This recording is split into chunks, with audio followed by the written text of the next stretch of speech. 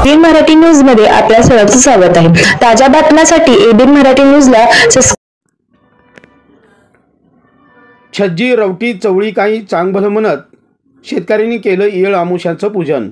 सोलापूर शहरातील कारंबा नाका रोडवरील मेघानी वस्ती व ग्रामीण भागातील शेतकऱ्यांनी आपापल्या शेतामध्ये छज्जी रवटी चवळी काही चांगभलं म्हणत शेतातील लक्ष्मीचं पूजन करण्यात आलं। तदनंतर सर्व आलेले पाहुणे मित्रमंडळी यावेळी शेतामध्ये हजेरी लावली होती।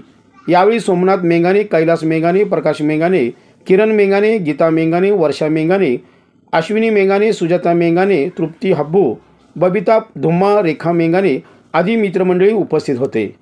1 2 3 छज्जी रोटी चवळी काही चांग भले, छज्जी रोटी चवळी काही चांग भले, छज्जी रोटी चवळी काही चांग भले। मी कैलास मल्लीनाथ मेंगाने। आजच्या दिवशी येळ अमावस्या या दिवशी आमच्या इथं लक्ष्मीची पूजा होते। मेंगाने परिवार एकत्रित येऊन ही पूजा आता आमच्या फार पूर्वीपासून चालू आहे। अगदी म्हणजे 100-150 वर्ष झाली असतील आता ह्या गोष्टीला।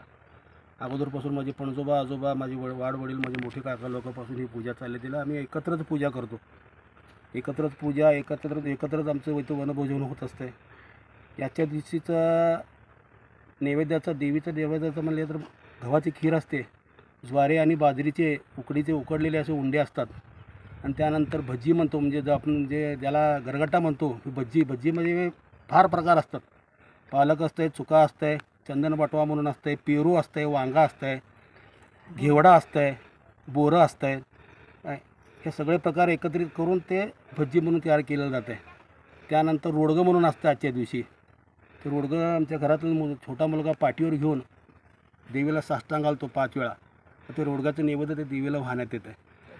मग ते चौथीवर चांग भलं म्हणजे ह्या वेळेला घरात छज्जी रोटी चवळी काही चांग भलं म्हणते आजच्या दिवशी, येळ अमावस्येच्या दिवशी। हे त्या देवीच्या नावाचं हे घोष आहे, छज्जी रोटी चवळी काही चांग भलं असं आजचं एक हे आहे।